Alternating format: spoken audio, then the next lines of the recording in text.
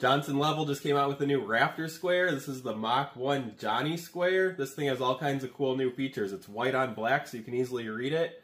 It has this Smart Mark cutout, perfect for laying out walls. And it has a built-in level.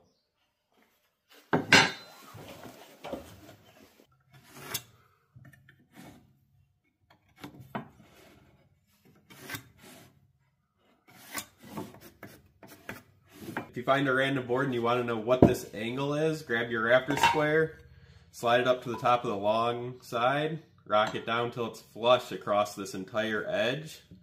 Once you're flush along this side, you can read your angle right here, 25 degrees. This Smart Mark cutout is perfect for laying out your walls.